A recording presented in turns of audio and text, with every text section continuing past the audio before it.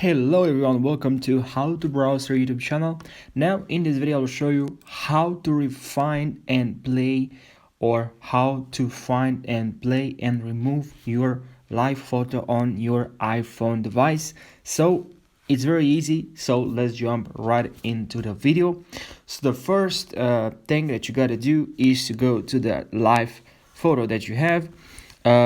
If you don't know what it is, it's actually very simple. Go to the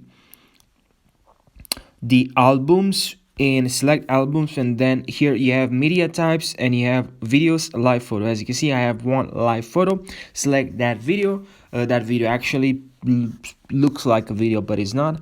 If you hold, the video starts.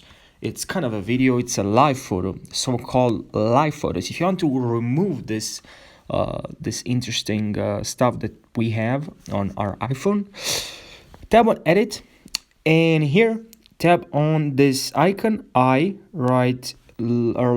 close to the other.